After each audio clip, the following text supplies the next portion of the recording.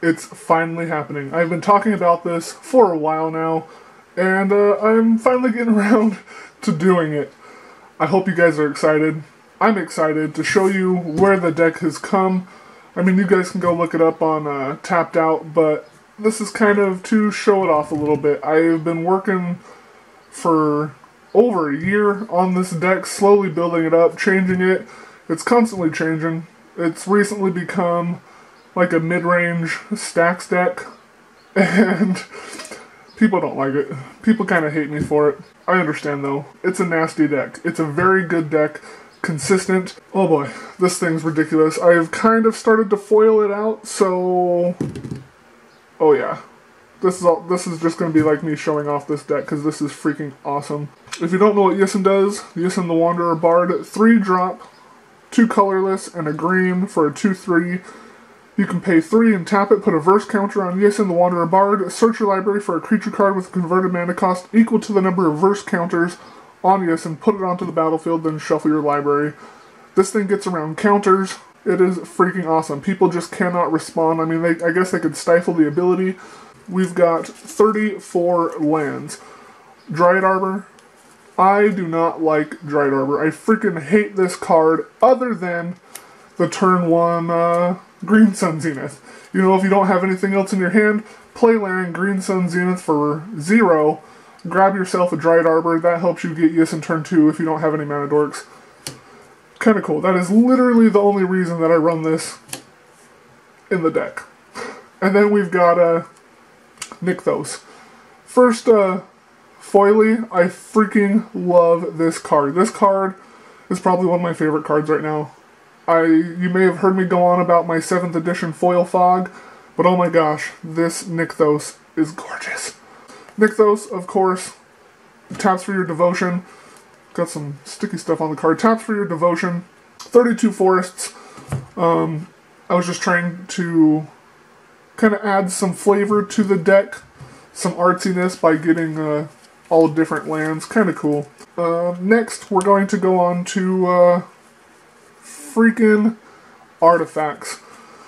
I love me some artifacts. This is going to be based off of your meta. You may not want to run these in your deck if you decide to play a Yisan deck. You know, like I always say, this is very versatile. You can play it so many different ways, and I've actually been thinking about doing a more Lalza Yisan deck, kind of more friendly, because people just hate this deck. You'll see why. I mean, we're going to get into it here. First off, we're running Silent Gravestone. In no particular order, just Silent Gravestone. Cards in the graveyards can't be the target of spells or abilities. And then exile it and all cards from all graveyards, and then draw a card. This shuts down so many decks in my meta. A lot of the decks are running graveyard play, especially with like Madrotha that just came out in Dominaria. Quite a few people are wanting to build Madrotha decks. You put that down and it really does hinder certain decks. Umbral Mantle, ooh, foily Umbral Mantle. So Umbral Mantle, combo piece. I mean, if any of your elves tap for 4, you've got infinite mana, infinite untaps, infinite power and toughness. Umbral Mantle is a broken ass card, I'm telling you. You can do so much with that card, it's ridiculous. Winter Orb. Winter Orb, players cannot untap more than 1 land during their untap phase. Pretty good. I usually like to build up my board state a little bit, get some elves on the field. Maybe instead of casting Yisan turn 2, I'll cast Mana Dork. Maybe play this around like turn 3 or 4, depending on how many Mana Dorks I have. Even more nasty, Orb of Dreams. Permanents come into play tapped. This hurts you, but the rate at which you're building up your board state is absolutely ridiculous. So you're going to have your Mana Dorks, you're going to have your lands. You can afford to have a permanent come into play tapped. You're going to have other permanents already on the field that's going to help back that up. Illusionist Bracers, this is another broken ass card. Equip it onto Yisan, you're searching for, instead of 1 1-drop, you're searching for 2 1-drops. Or if you do the double tap, you're searching for 4 2-drops. You can put this on things like Seeker of Skybreak, untap target creature. With a Mana Dork on the field, you've just got infinite mana right there. It doesn't even matter. Seeker of Skybreak, untap target permanent, as you'll see later, or untap target creature. With Illusionist Bracers on there, you've got even a Llanowar Elf, and you've got infinite mana. It's freaking awesome. Illusionist Bracers is a really good card. Next we have Damping Sphere.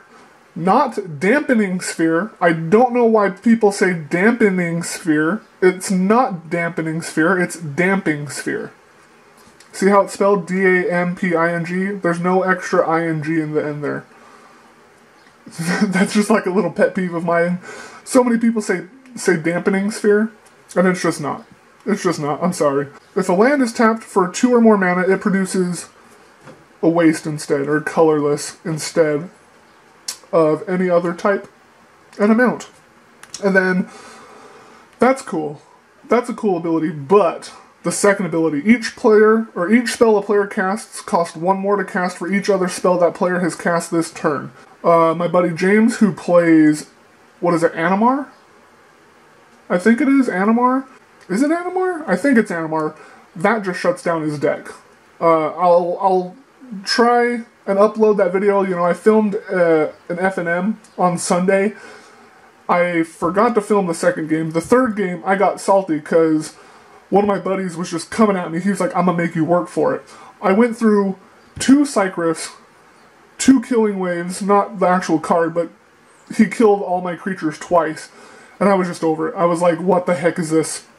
So anyway, I'm going to put the first video, the first game up of me playing this stuff, because that was a fun game. I won, but awesome cards, shuts down combos, and it just really hinders people who are trying to like do storm decks, you know, casting a lot of spells each turn.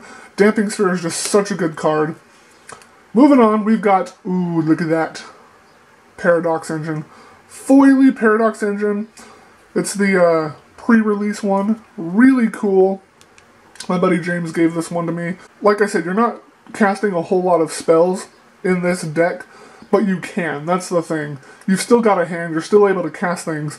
And with Paradox Engine, it's absolutely ridiculous. You can just snowball so hard in this deck. You're untapping Yisan, you're untapping your mana dorks, and that just is absolutely ridiculous. Paradox Engine is a broken card. Static Orb. Players can untap more than 2 permanents during their untap step. Just another little stacksy piece. Kind of cool. Helps hinder your opponents while still being able to build up your own board state. You could have like a mana dork that taps for 3. Yisan on the field. Untap both of those. You're still getting the activation. You're still able to search for a creature. Altar of the Brood. So, I recently added this into the deck because in this deck, there's a lot of combos where you can infinitely cast creatures, you know. I've recently added this into the deck, and I haven't been able to really play with it yet, but I know this is going to end up with some shenanigans. When I can actually play some games with this, it's going to be fun. Staff of Domination. Finally got another one of these back into the deck. I ended up selling mine off to Alan, and I picked up another one from James.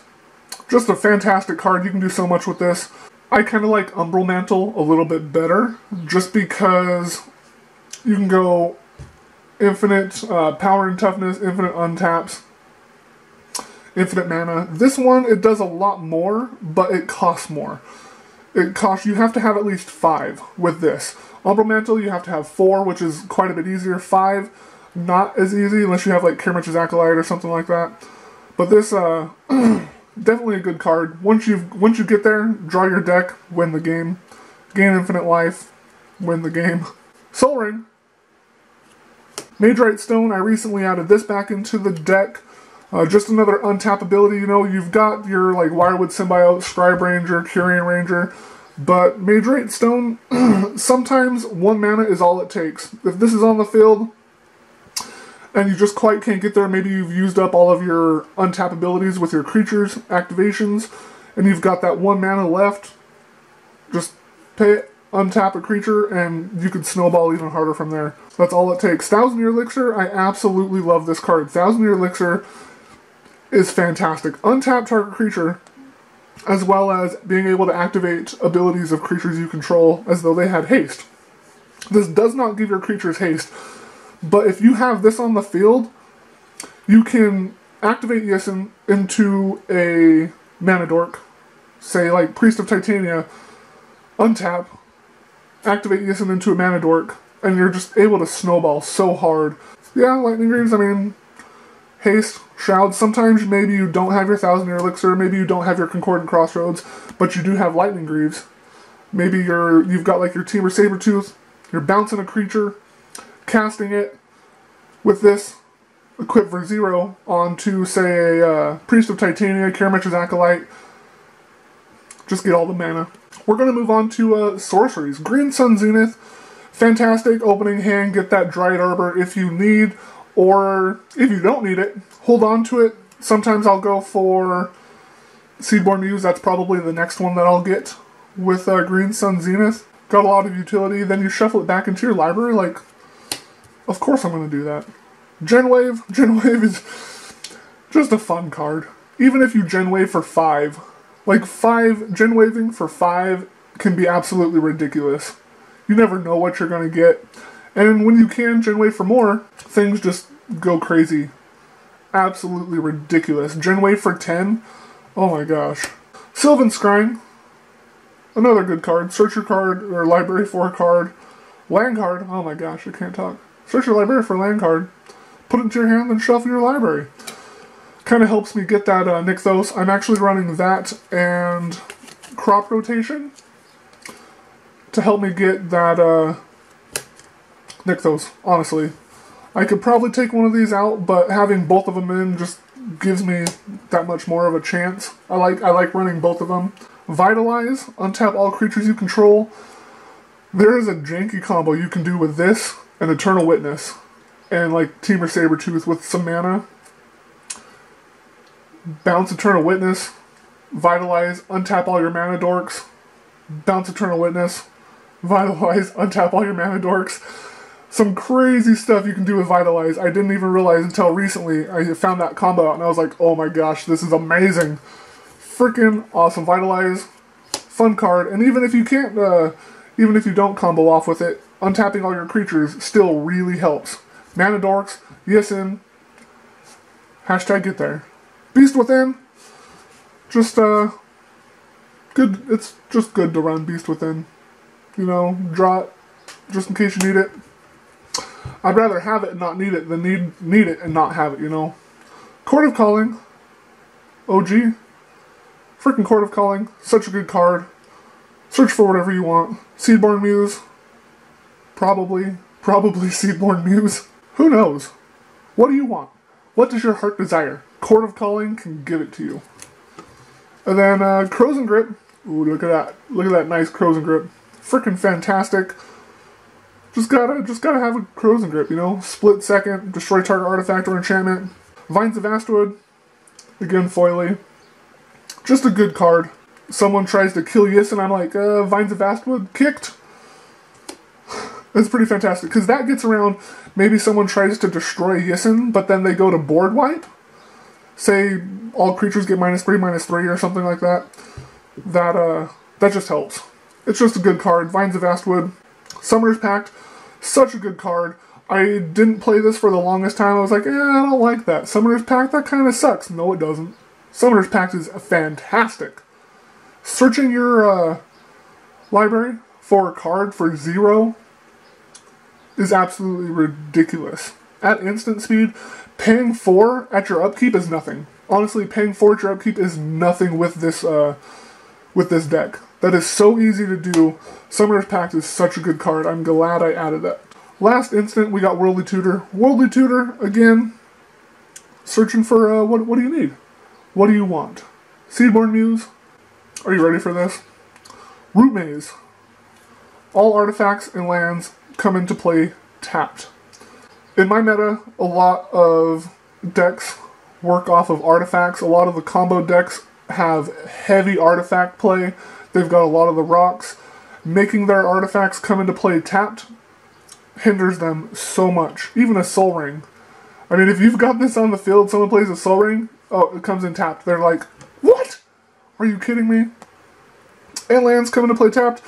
I mean, a lot of these stacks pieces hurts us, but it hurts our opponents even more. Growing Rites of Itlamok. Nice. Shiny. I gotta show you guys the back. If you haven't seen this, I gotta show you guys the back.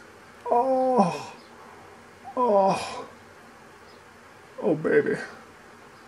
Thing's gorgeous. I freaking I love this card. Growing Rites of Itlimoc.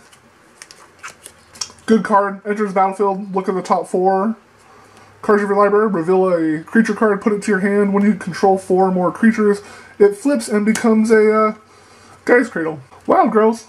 Acts as a mana dork. I run a Wild Growth and Utopia Sprawl in this deck. Good cards. I used to not run these. I don't know why. I got better scrub. I started running these. It kind of acts like a mana dork. Honestly, if you don't have any, turn 1, enchant your forest. Turn 2, you've got a turn 2 Yisan, as well as a Utopia Sprawl. Both of these, fantastic. I absolutely love this card. I bought this card, I was going through, I was like, hey, that's a cool card. I bought it for like $2 or $3. It's jumped to $15 now, I think it is. Just because of all the buyouts going on right now. Hall of the Gemstone. This card is ridiculous. This shuts down multicolor decks. At least hinders them greatly. 3-drop. During each player's upkeep, that player chooses a color. Until end of turn, each mana-producing land produces mana of chosen color instead of its normal color. That means the combo players that are running blue can't counter me. Everybody can only tap for green now. This doesn't hurt me at all.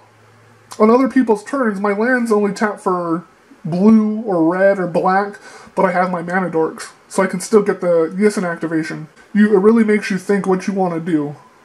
Okay, do I want to hold up some counter spells? Do I want to try and play my commander? Like, what do I want to do? I freaking love that card. Concordant Crossroads. Everything has haste.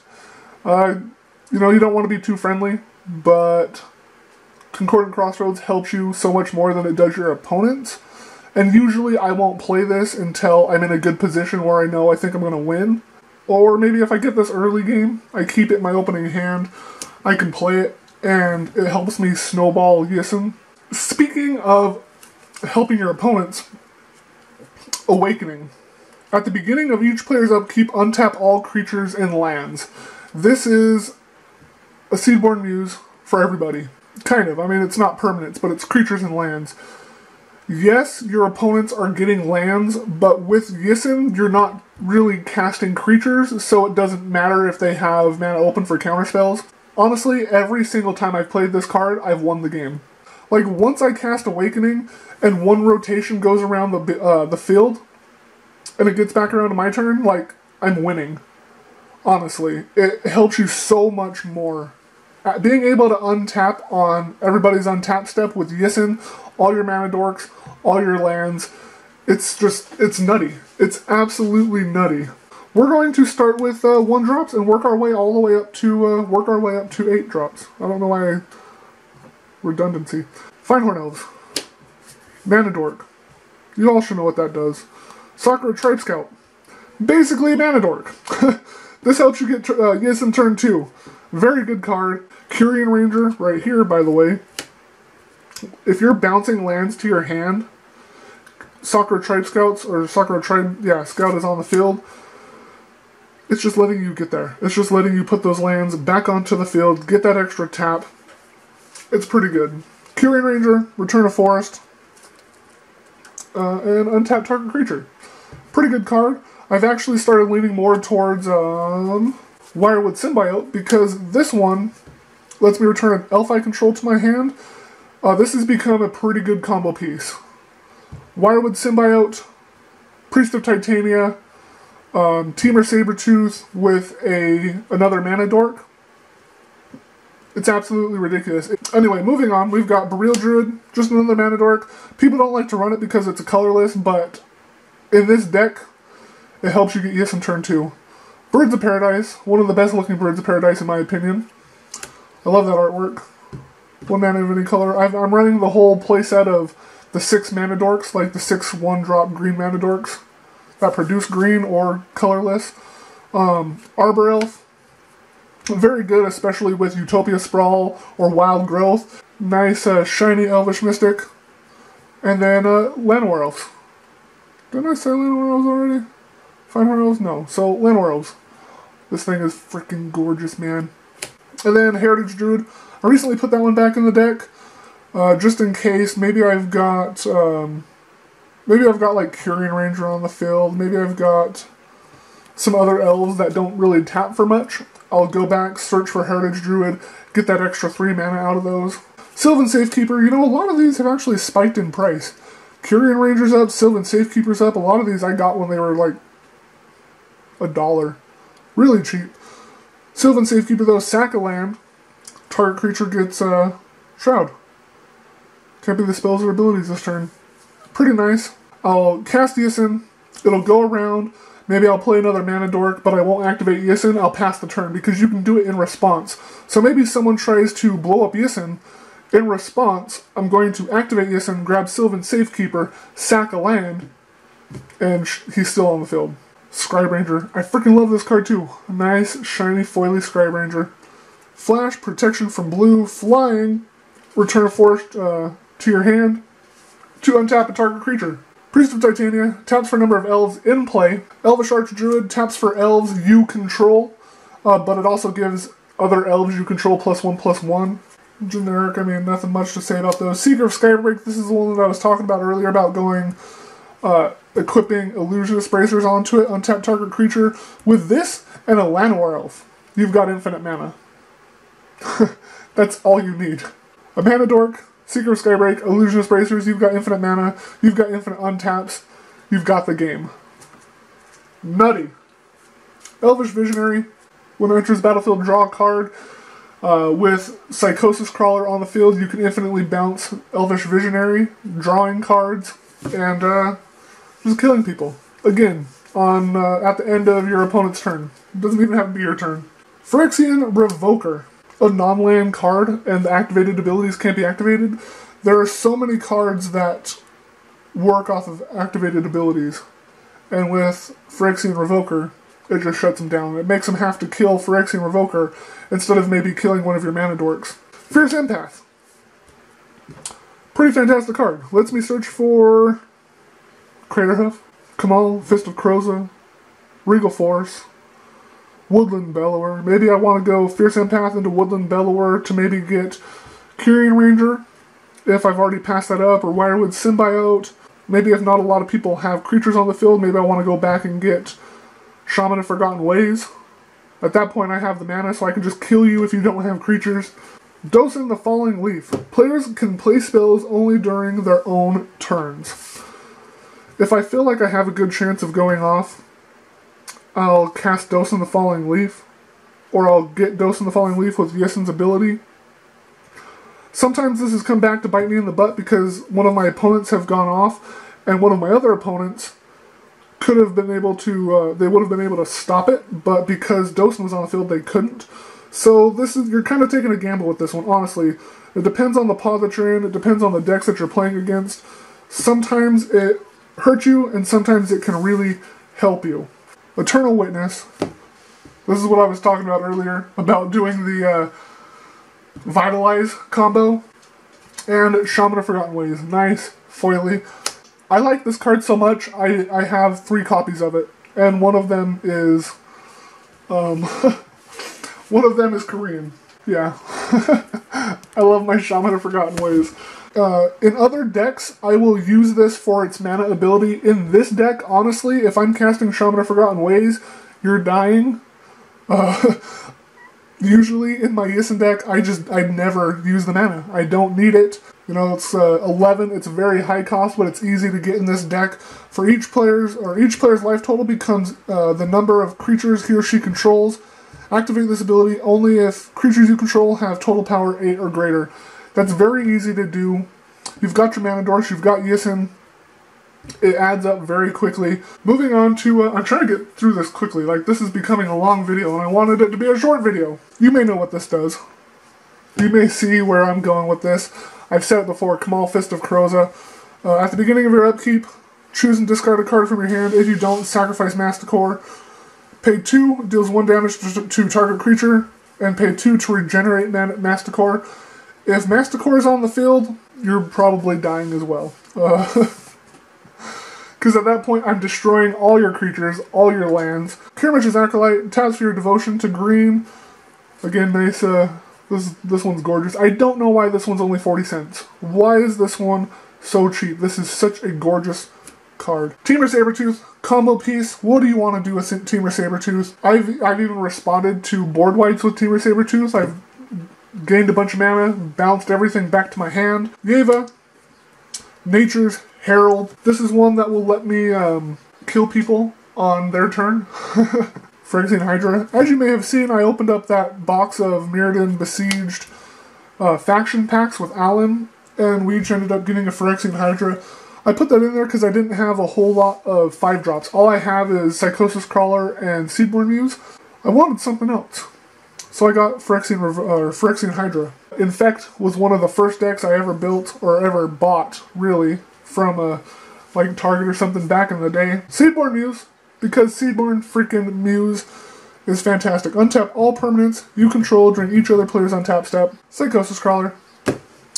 The only reason I have Psychosis Crawler in this deck is to kill people with it. Soul of the Harvest, that's what it was. So this one, if I'm able to infinitely bounce, even if I'm not getting mana, like I could say infinitely bounce a creature without producing any additional mana. I could just be breaking even. If I've got Soul of the Harvest on the field with Psychosis Crawler, you're dead. I don't even need mana. I can just continuously bounce. When it enters the battlefield, I draw a card. When I draw a card, each opponent loses 1 life. Creature with converted mana cost 3 or less. Woodland Bellower. I don't use this every single time, but when I do need to use it, it really comes in handy. Alright, our final 6-drop. Kamal, Fist of Kroza. I absolutely love this card. This is a better Azuri, I think. At least his second ability. Same cost, 5. Creatures you control get +3/+3 and gain trample until end of turn. Instead of being elves, it's all creatures. I'm kind of like just going off the rails here at the end. We've got 2 cards left. Let's get through this. Are you done yet? Yes. I'm almost done. Regal Force. Nice, shiny, foily Regal Force. Who doesn't want to draw cards? When it enters the battlefield, draw a card for each green creature you control. And of course, last but not least, we've got Mr. Craterhoof himself. This used to be one of the biggest win cons in this deck, and since I've recently changed it up, it's kind of that Stax mid-range combo. I don't need Craterhoof. I just don't. Like, the last 10 games that I've played and won, I have not used Craterhoof. That's why I've been thinking about taking it out, putting it in another deck.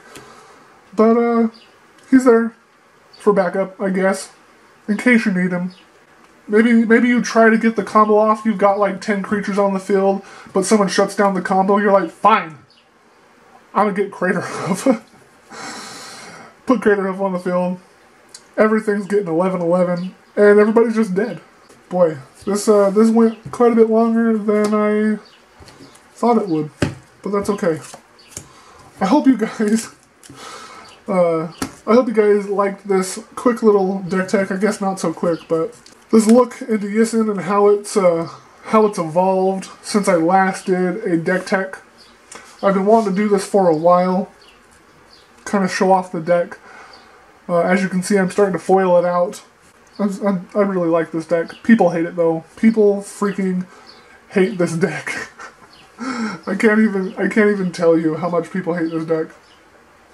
And then when people start shutting me down, I get salty. When I have to sit through 2 Psych Rifts and 2 board wipes and try and build up, I'm just like, I'm over it. I'm like, screw this. I don't want to play this bad. But it's understandable. This deck is nasty. You just have to shut down Yisan as soon as possible. Kill the Mana Dorks. Kill Yisan. I plan on doing a deck tech for Rashmi coming up.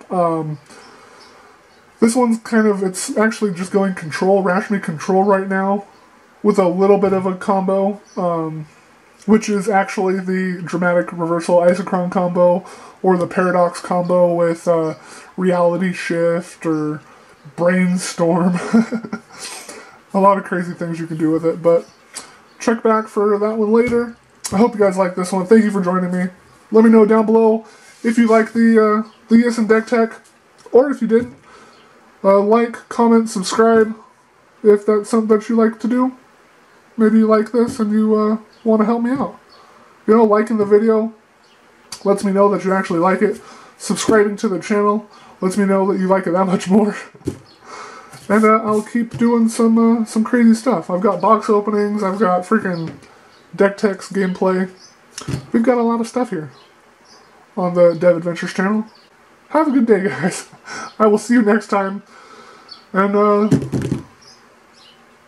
bye. Are you done yet? Yes, I'm finally done. I swear. That's it. It's over. Go away.